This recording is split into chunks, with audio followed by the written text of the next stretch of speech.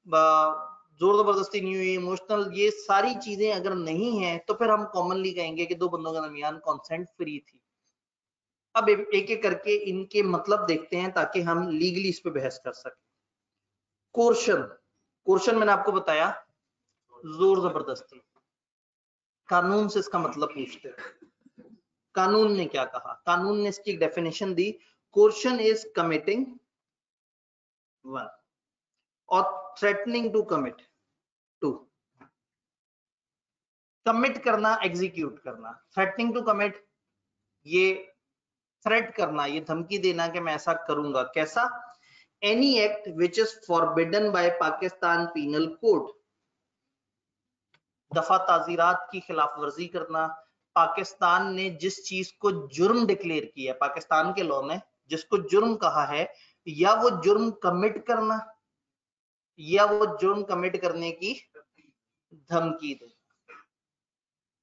Then और unlawful detaining, detaining detain से निकला है, किसी की चीज को रोक लेना, अपने पास रख लेना, कब्जा कर लेना, खींच लेना, छीन लेना।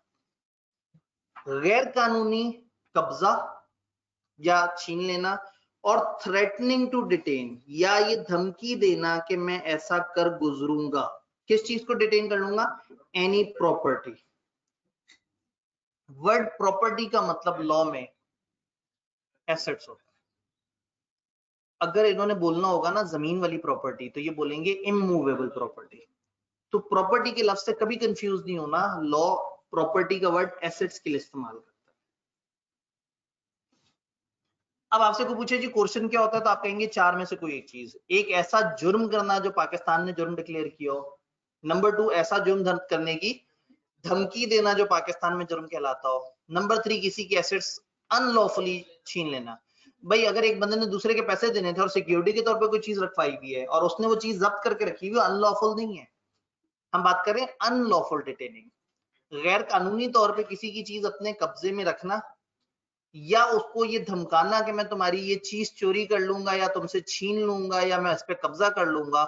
इन चार में से एक भी काम किया तो वो कोर्शन बन जाएगा, जब ये चार में से कोई भी एक काम इस इरादे से किए जाएं of causing any person to enter into an agreement. तो ये हम लोगों ने डेफिनेशन को तोड़ तोड़ के समझा। तो अब कोर्शन का मतलब क्या होगा? कोर्शन का मतलब होगा जब भी एक बंदा इस इरादे से कि दूसरे को मैं अपने साथ कॉन्ट्रैक्ट में शामिल कर लूं, उसके साथ जुर्म करे या उसको जुर्म करने की धमकी दे या उसका कोई एसेट छीन ले या उसको कोई एसेट छीनने की धमकी दे। इन चार में से कोई भी एक काम जब इस इरादे से किया जाए कि दूसरे बंदे को मैं मजबूर कर दूं कि वो मेरे कॉन्ट्रैक्ट में आ जाए, तो ये कोर्शन है। बात समझ आई? एक जुमला मैं आपको याद कराता हूं। मैंने कहा था अनड्यू इन्फ्लुएंस, वो कंसिडरेशन कहीं से भी आ सकती है और कहीं को भी जा सकती है। क्या मतलब था इसका?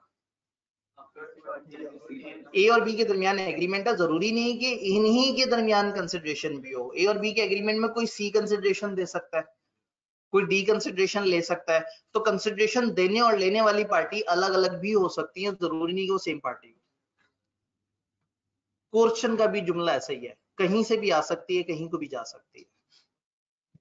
ए और बी के दरमियान एग्रीमेंट हुआ, ए ने बी से कहा कि अगर तुमने इस कॉन्ट्रैक्ट में एंटर तुम ना हुए तो तुम्हारे बेटे को गोली मार देंगे। बी को गोली मारने की बात नहीं की, बी के। तो कोर्शन बी पे अप्लाई नहीं हो रही, एक थर्ड पर्सन पे अप्लाई हो रही है।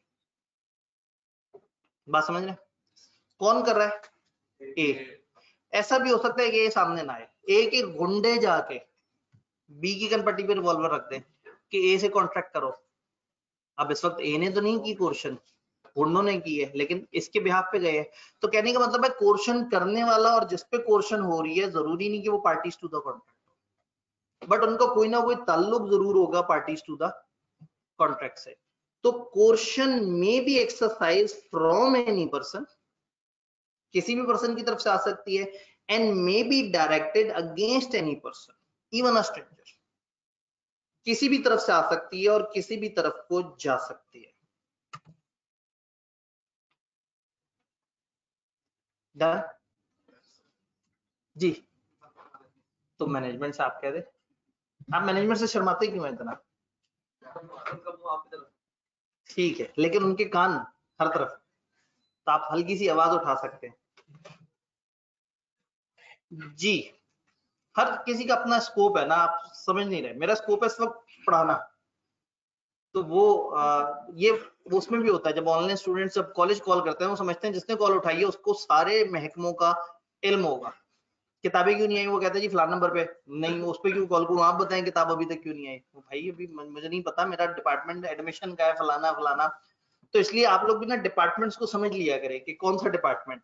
तो मेरे से एकेडमिक इश्यूज जो है वो, लेकिन क्लास का अगर एसी बहुत ठंडा है या ठंडक ज्यादा कर रहा है, तो उसमें इंतजामिया नाम की एक वो पर्सनैलिटी को आपने ढूंढना है, उनसे राब्ता करना है। मजे की बात है, ये भी इस वक्त इंतजामिया नहीं है, ये इंतजामिया की एडिशनल जिम्मेदारी। वही बात है कि ड्यूटी नहीं है वो बंदों को बचाना, लेकिन फिर भी अच्छाई में बंदों को बचा रहे हैं।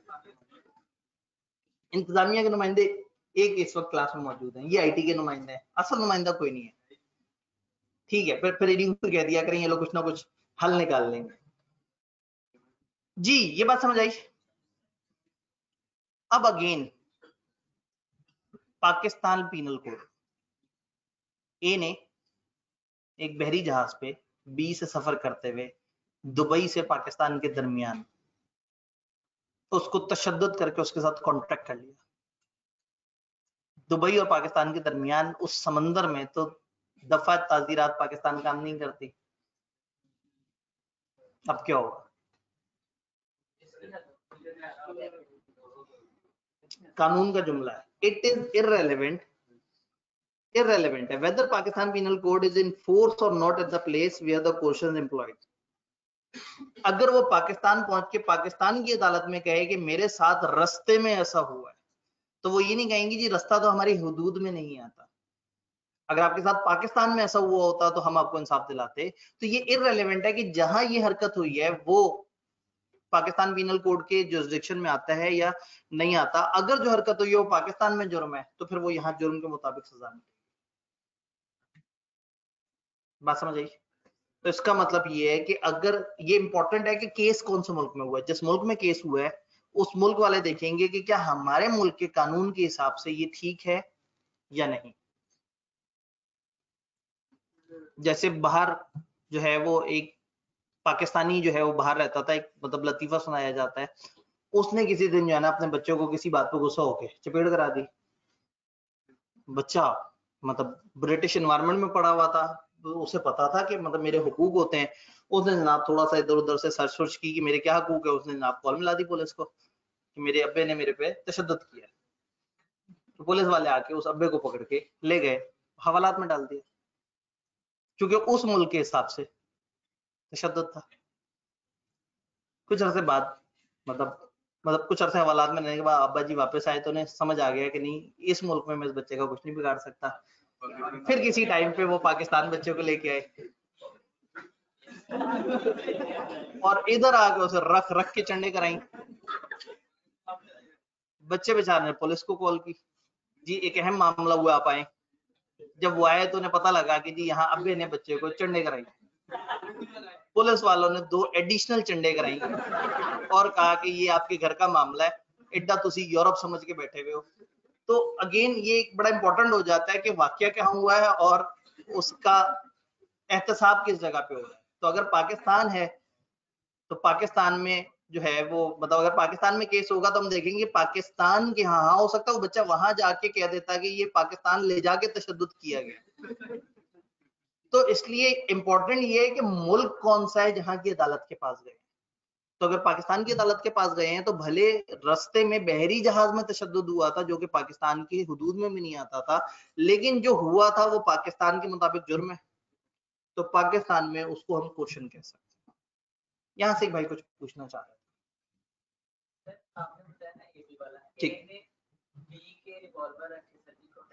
ठीक है।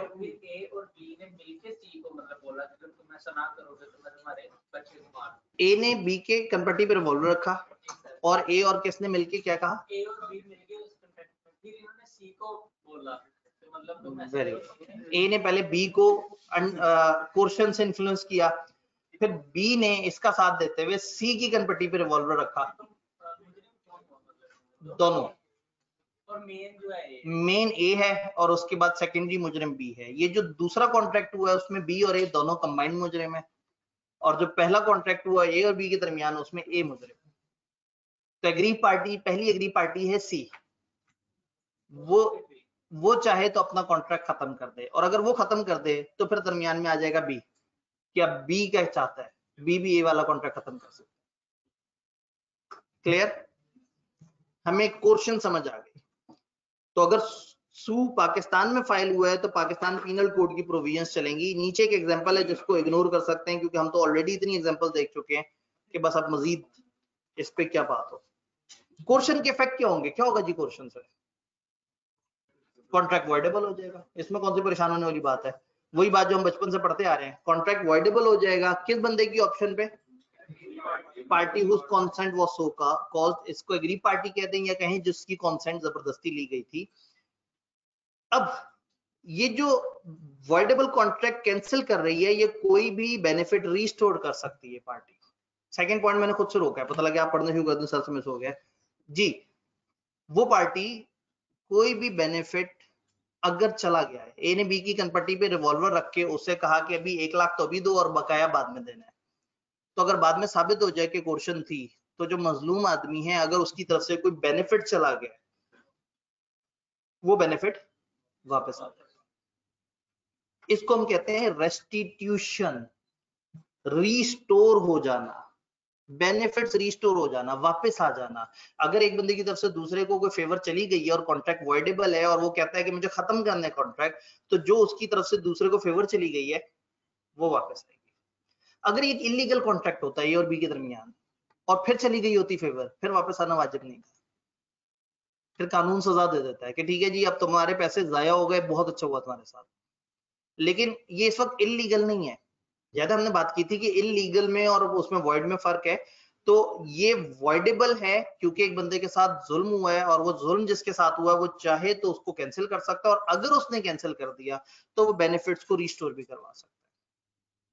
तो इसके लिए हम कहते हैं कि if he has received any benefit from another party, तो फिर ये इस तरह से हो जाएगा। कोई भी शख्स जिसको पैसे दिए गए हैं या कोई डिलीवर हो गई है कोई चीज बाय कोर्शन, उसने उसको रीपे या रिटर्न करना। ए ने बी को गन पॉइंट पे कहा कि जी ये बैंक में इतने पैसे जमा करा दो, तो जब ये साबित होगा कि कोर्शन हुई थी तो बैंक बाउंड है ये पैसा वापस रिटर्न करने का जो कोर्शन की वजह से उसके अकाउंट में ट्रांसफर हुआ था। तो अगर कहीं पे भी कोई जुल्म हुआ है तो वो जुल्म रिवर्स हो सकता है, और जब एक बंदा कहे कि हाँ जी इसको मैंने कैंसिल करना है, तो कैंसिल होने के बाद उसकी तरफ से जो बेनिफिट गए हैं वो भी रिवर्स हो जाएंगे, और अगर किसी भी किस्म के कोई पैसे या ऐसी कोई चीज दूसरे को ट्रांसफर हुई है वो भी वापस आ जाएगी। यहां तक बात समझ आई?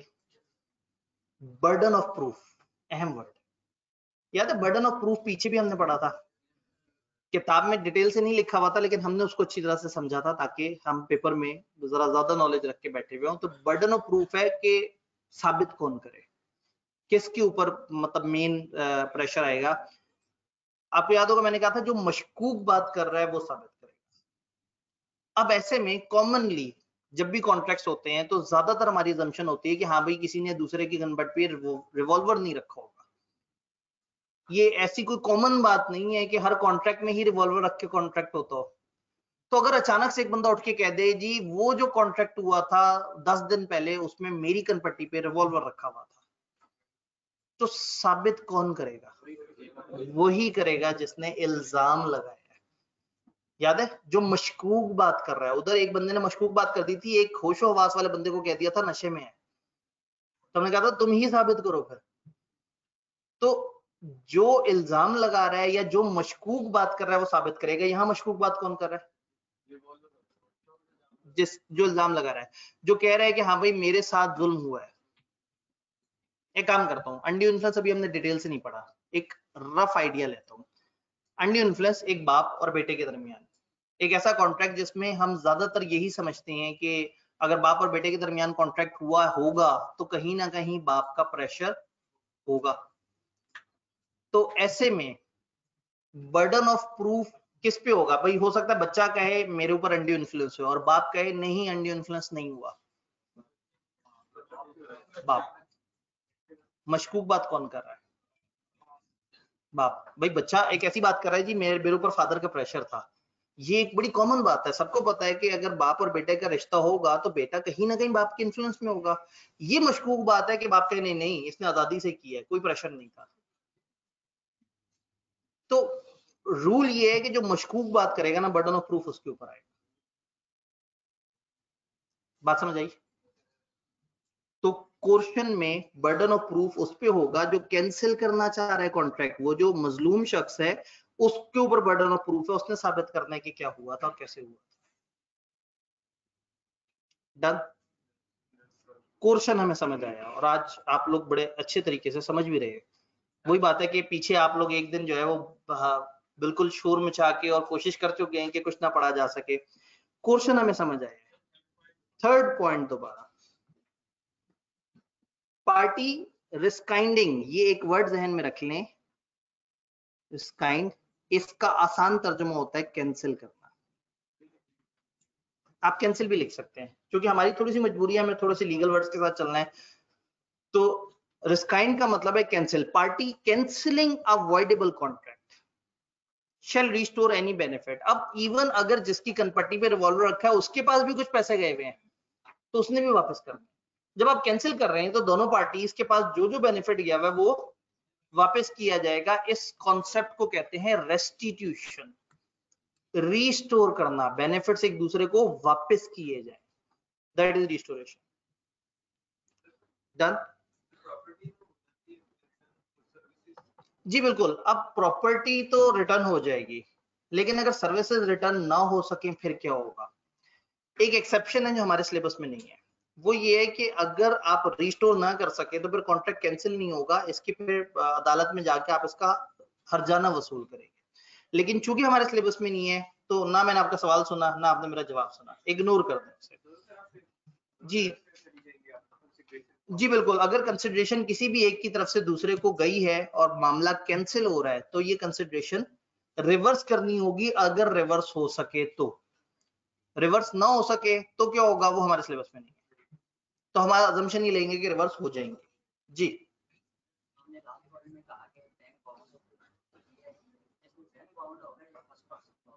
दोनों बाउंड होंगे ना। असल में बात ये, फॉर एग्जांपल ये भाई की पट्टी पे ये साथ वाले भाई ने रिवॉल्वर रखा और कहा कि अशरफ के बैंक अकाउंट में पैसे जमा करा दो। अब अशरफ एक XYZ पर्सन है जिसका बैंक अकाउंट है, अशरफ के अकाउंट में अचानक से पैसे आ गए, किस वजह से आए? क्वेश्चन हुई थी, तो अशरफ भी बाउंड है पैसे वापस करने को, क्योंकि उसको पैसे अपनी किसी मेहनत की वजह से नहीं मिले, कहीं एक क्वेश्चन हुआ था जिसके सिले में उस तक पैसे पहुंच गए थे। तो मैंने एग्जांपल में बैंक लिया था कि अगर एक बंदे ने दूसरे को डरा धमका के बैंक में पैसे जमा करवा दिए तो बैंक बाउंड है वो पैसे वापस करने का, क्योंकि वो पैसे उसको जायज तरीके से नहीं जमा कराए गए, गलत तरीके से जमा कराए गए। आगे जाके हम पढ़ेंगे, इसको भी मनी लॉन्ड्रिंग कहते हैं, जुर्म के पैसे में डील करना। हम एक चैप्टर में मनी लॉन्ड्रिंग के ऊपर बात करेंगे इंशाल्लाह। जी इवन देन अशरफ को नहीं पता तो उसके पास पैसे भी तो बिला वजह आ गए ना, तो ऐसे थोड़ी हो कि अल्लाह की जमीन से पड़े हुए पैसे मिल गए तो मैं इसको उठा लूं। तो कानून ये कह रहा है कि अगर क्वेश्चन की वजह से कहीं भी कोई पैसे चले गए तो वो पैसे रिवर्स हो। इसी तरह से अगर मिस्टेक से चले जाए, गलती से एक बंदे को ट्रांसफर करने के बाद किसी दूसरे के अकाउंट में ट्रांसफर कर दे और दूसरा क्या, लो जी ये तो मुझे अपनी प्रार्थनाओं का सलाह मिल गया, तो वो ऐसा नहीं है। अगर मिस्टेक या क्वेश्चन हुआ है तो फिर जिस बंदे को जिसका हक नहीं बनता था उसको वापस करना होता है। आप लॉ को देखेंगे ना तो लॉ हुकूक की बात करता है थ्रू आउट। नहीं, बर्डन ऑफ प्रूफ हमेशा उस पे होगा जो मशकूक बात कर रहा है। जी सवाल ये आया कि क्या बर्डन ऑफ प्रूफ हमेशा मजलूम पार्टी पे होगा? नहीं, बर्डन ऑफ प्रूफ हमेशा उस पार्टी पे होगा जो अजीब सी बात कर रहा है। देखिए मैंने बाप और बेटे की एग्जांपल भी दी, उसमें बर्डन ऑफ प्रूफ बच्चे पे नहीं था, बाप, क्योंकि मशकूक बाप बात कर रहा था, बाप ये कह रहा था कि नहीं अंडर इन्फ्लुएंस कोई नहीं हुआ। इधर हम क्या पढ़े? क्वेश्चन। आपका सवाल रिपीट करूं सर, क्या हमेशा ही मजलूम पार्टी पे बर्डन ऑफ प्रूफ होता है? मैंने कहा नहीं, सिर्फ क्वेश्चन में इसकी बात हो रही है। रूल, अगर आपने वर्ड हमेशा बात किया तो फिर मेरे से हमेशा वाला रूल पकड़े ना। हमेशा आपने कहा बर्डन ऑफ प्रूफ किस पे होगा, तो हमेशा का रूल है हमेशा उस पे होगा जो मशकूक बात करे। आप सवाल को रिवाइज करें। सर क्वेश्चन में बर्डन ऑफ प्रूफ किस पे होगा? मजलूम पे। तो इसलिए ना आपने सवाल पहले हमेशा वाला किया, अब आप कह रहे हैं सर सामने तो लिखा हुआ है मजलूम पे, तो सामने सिर्फ क्वेश्चन के बारे में लिखा हुआ है। हो सकता है मैं ही अनड्यू इन्फ्लुएंस में दिखा दूं कि यहाँ जालिम के ऊपर लिखा हुआ। याद है उधर भी हमने कहा था कि जरूरी नहीं कि हमेशा जो कंफर्म करे, जो एलिगेशन लगाए उस पर भी बात आ सकती है, सिर्फ पॉइंट ये है कि मशकूक बात कौन कर रहा है। तो पेपर में अगर सारे रूल्स भी भूल जाए ना, तो आपने सोचना ये है कि कॉमनली क्या होता है और अनोखी बात इनमें से किसने की है। तो कॉमनली कॉन्ट्रैक्ट्स में हमेशा ऐसा नहीं होता कि बस रिवॉल्वर हो और सारी कॉन्ट्रैक्ट उल्टे सीधे हो रहे हो। तो जो मशकूक बात कर रहा है ना, नहीं जी उस टाइम पे मैं जी वो बस मुझे तो इन्होंने हिरासा किया था, मुझे तो डराया हुआ था, तो फिर उसको साबित करना पड़ेगा कि वाकई उसे डराया हुआ था। बावजूद शदीद कोशिश के मुझे आगे जाना पड़ गया। अवाम ने मुझे रोकने की कोशिश की लेकिन मैं अनड्यू इन्फ्लुएंस तक पहुंच गया। जी बताइए। अगर कोई इलीगल कॉन्ट्रैक्ट है और कोर्शन के जरिए हुआ है, भाई ने दो कॉन्सेप्ट्स को एक जगह पे खूबसूरती से डाल दिया। एक है कोर्शन जो कि वॉइडेबल लेवल पे जाता है, और एक है इलीगल जो कि वॉइड एब इनिशियो की तरफ जाता है। जो बड़ा जुर्म है वो इस वक्त इलीगल वाला है। तो फिर हम भूल जाएंगे कोर्शन वगैरह को, हम कहेंगे हुआ तो इलीगल काम है। जी जी जी। अब अगेन जब भी कोई गैर कानूनी काम हुआ है और एक दूसरे बंदे ने उसे कर लिया है, तो फिर जिसने गैर कानूनी काम किया है उसको सजा मिलेगी। अनफॉर्चुनेटली ये नहीं, अगर एक कत्ल का मुजरिम ये कह दे कि जी मैं डरा हुआ था नहीं तो मैं कत्ल हो जाता, तो बहरहाल वो शायद उसकी सजा थोड़ी सी कम कर दे, उसको क्या कहते हैं सजाए मौत के बजाय हो सकता है उम्र कैद की तरफ डाल दे, लेकिन बहरहाल उसने किया तो जुर्म है। जी अनड्यू इन्फ्लुएंस, जब एक पार्टी दूसरे के दिमाग से खेल जाए, जब एक पार्टी दूसरे के दिमाग पे इतनी हावी हो कि दूसरा बंदा पहले बंदे की बात सुनता हो, समझता हो, उस पे अमल करता हो। Contract is said to be induced by undue influence, यहां तक पीछे डायलॉग है, आगे देखते हैं। Where relations subsisting between the parties are such that, जहां रिश्ता इस तरह का है कि one of the party is in a position to dominate the will of other, एक बंदा दूसरे की मर्जी से खेल सकता है, उसको डोमिनेट कर सकता है, and uses that position to obtain unfair advantage over other. A और बी के दरमियान रिश्ता ही ऐसा है कि बी जो है वो मुरीद है और बी उसका पीर है, पीरो मुर्शद है। अब पीरो मुर्शद की जबान से निकला हुआ हर जुमला ए के लिए काबिल एहतराम है। अब वो उसके पीर साहब ने कहा कि हाँ भाई मेरे साथ ये कॉन्ट्रैक्ट कर लो, चाहे उसे नजर आ रहा था इसमें मेरा नुकसान है, लेकिन उसने दुनियावी फायदे को जहन में नहीं रखा और उसने उसमें से रूहानियत अखज करने की कोशिश की। मतलब इसका तो उसके जहन पे वो पीर साहब का जो वो है इन्फ्लुएंस है, जो वो उनका एक पर्सनैलिटी है, वो तारी हुई है। बहुत रिलेशन में ऐसा होता है कि रिस्पेक्ट का मामला होता है, वालिदैन औलाद के केस में कई दफा आप दूसरे की इन्फ्लुएंस में आते हैं, दूसरा बंदा आपकी रजामंदी को इन्फ्लुएंस कर सकता है थोड़ा सा। डॉक्टर पेशेंट के केस में डॉक्टर आपको जो एडवाइस दे रहा होता है आप उसकी बात सुन रहे होते हैं उस टाइम पे। किताब ने तो जज्बातियों के टीचर स्टूडेंट भी लिख डाला, और 1800 उसका है ना 72 का लॉ, उस जमाने में टीचर्स की बात बच्चे सुना करते थे, उसकी बात पे अमल किया करते थे। ठीक है, वो अगर कहता था यार टेस्ट बड़ा जरूरी है, तो उस दिन बच्चे फिजिकल क्लास में असल क्लास में आए ना आए, टेस्ट वाले दिन डबल हो सकते थे। तो अगेन समझ आया? अब ये जो आपने फॉरन डायलॉग मारने शुरू कर दी, नहीं नहीं सर अभी भी सुनते हैं फलाना, तो मैं अनड्यू इन्फ्लुएंस का मतलब है जब एक बंदे की बात दूसरा बंदा इस तरह से मानता हो कि वो बंदा जोर जबरदस्ती नहीं कर रहा, लेकिन दूसरे बंदे की विल को डोमिनेट कर रहा है, दूसरे की मर्जी इसके हाथों में खेल रही है। नहीं समझ आई? किताब की एग्जांपल दूं? हिप्नोटाइज भी इसमें आ सकता है, वैसे तो वो वैसे ही इलीगल काम है तो वो इलीगल में आ जाएगा। एग्जांपल देता हूं, किताब ने एक एग्जांपल दी फियोंसे एंड फियोंसी। कोई जोर जबरदस्ती है? कोई जोर जबरदस्ती नहीं है, लेकिन one person is in the position to dominate the will of other. एक बंदा, अच्छा कैंपस डिफरेंट है, एक बंदी जो कि दूसरे के जहन पे राज करे, उसको अपनी मर्जी से फैसला करनी ना दे, उसका दिमाग माउफ हो जाए, उससे तारे नजर आना शुरू हो जाए, अंडू इन्फ्लुएंस समझ आया? यानी कि अब आप जोर जबरदस्ती नहीं है, लेकिन आप जहनी तौर पे किसी दूसरे के मगलूब हो चुके हैं, चाहे वो वालिदैन हो, चाहे वो आपका डॉक्टर हो, चाहे वो आपका टीचर हो, चाहे वो शख्स हो जिस पर आप ट्रस्ट करते हैं, चाहे वो आपका वकील हो। कोई भी ऐसा रिलेशन दो पार्टीज के दरमियान जिसमें एक पार्टी दूसरे बंदे की बात सुनती हो, सुनने पे अमल करती हो और कहीं ना कहीं उसको फॉलो करती हो। बात समझ आई? इसके इफेक्ट्स क्या होंगे? हाँ, अब डिस्ट्रीब्यूट कर दें। इसके इफेक्ट्स क्या होंगे अनड्यू इन्फ्लुएंस के? कॉन्ट्रैक्ट कैंसिल हो सकता है या नहीं हो सकता? मजलूम पार्टी को ये इख्तियार होगा कि वो कॉन्ट्रैक्ट वॉइड कर सके। बर्डन ऑफ प्रूफ किस पे होगा? जी, जिसने इन्फ्लुएंस किया है वो मशकूक बात, अगर वो कहे नहीं नहीं मैंने तो ऐसा कुछ भी नहीं किया।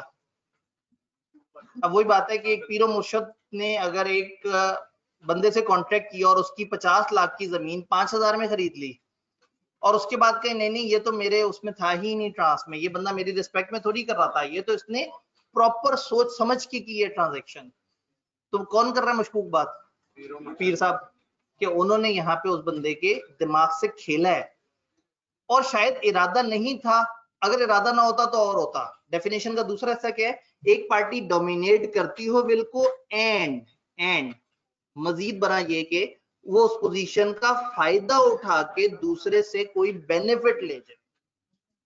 अगेन, हर इन्फ्लुएंस को, बाप और बेटे के रिलेशन को हमेशा इंडियन इन्फ्लुएंस नहीं कहेंगे। जब बाप अपने रिलेशन का फायदा उठाते हुए बेटे से बात मनवा ले कोई, तो हम कहेंगे वहां इंडियन इन्फ्लुएंस है। भाई कुछ कहना चाह रहे?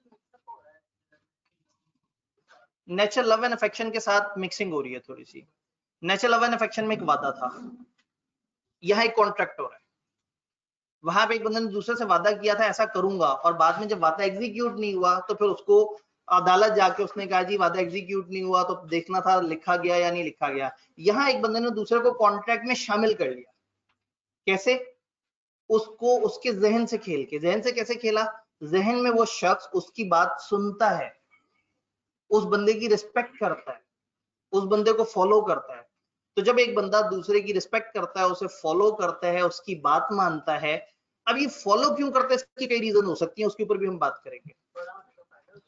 हाँ, अब अगेन मतलब कई दफा एक बंदा अपना बड़ा होने का फायदा उठाता है, कई दफा एक बंदा अपनी कानूनी पोजीशन का फायदा उठाता है, कई दफा एक बंदा इस चीज का फायदा उठाता है कि आप उस पर भरोसा करते हैं, जैसे आपका वकील जिस पे भरोसा किया जाता है।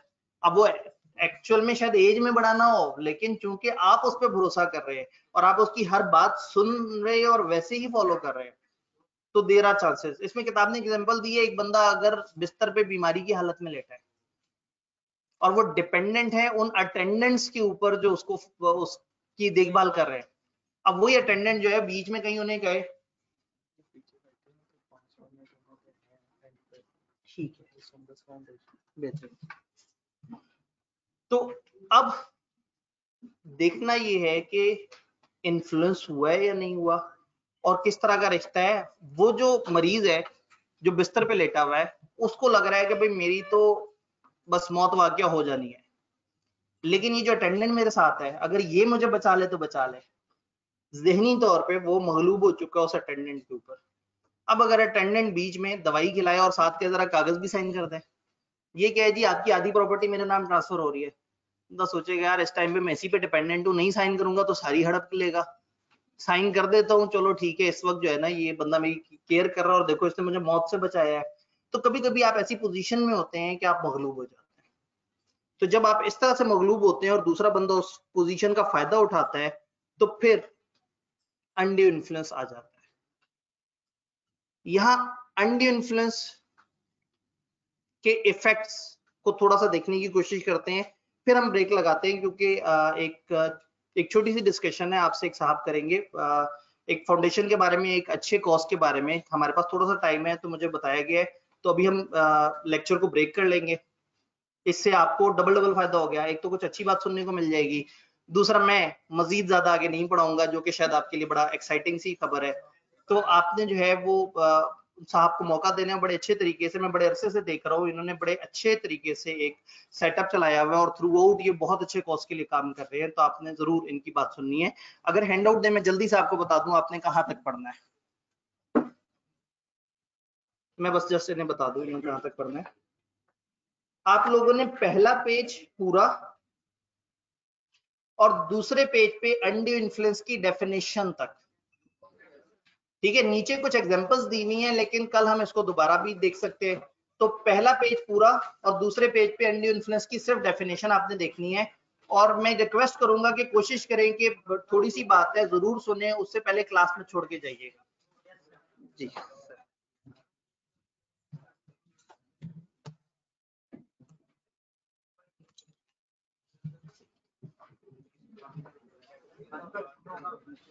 बिस्मिल्लाहिर्रहमानिर्रहीम।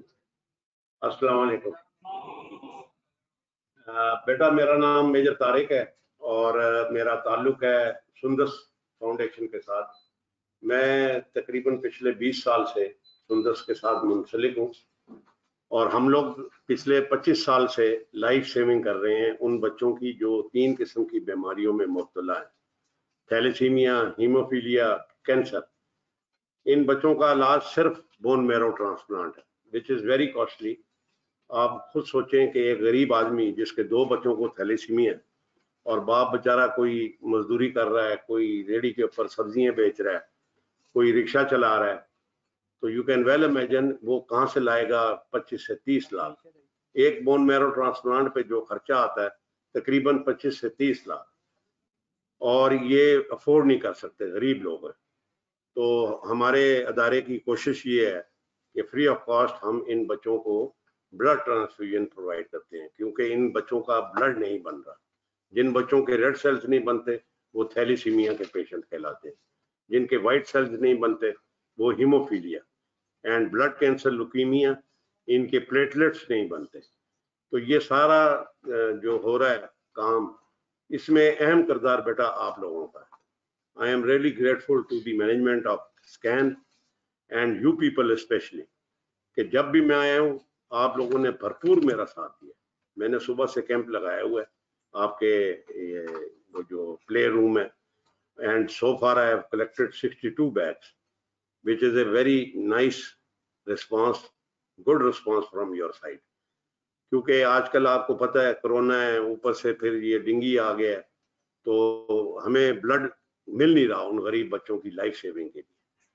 तो मैं आपसे रिक्वेस्ट करने आया हूँ कि काइंडली, आप माशाल्लाह पढ़े लिखे लोग हैं, हमारा ब्लड वैसे ही वेस्ट हो जाता है, आप दें या ना दें, उसने 120 डेज के बाद सेलों ने टूटना ही टूटना, and new cells are created.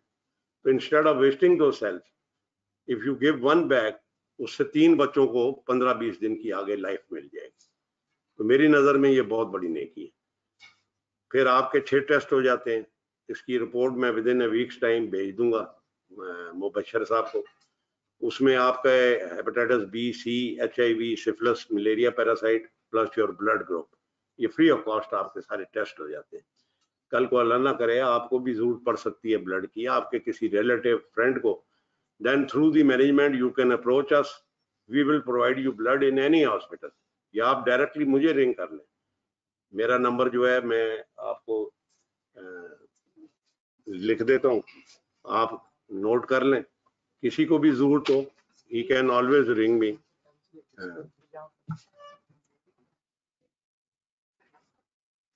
0300-4198-722,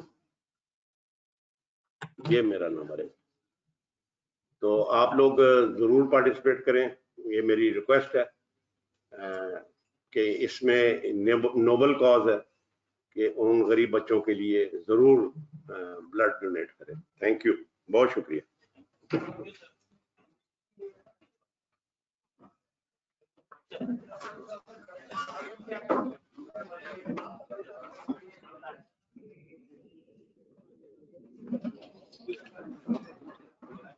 नाम लिख दीजिए।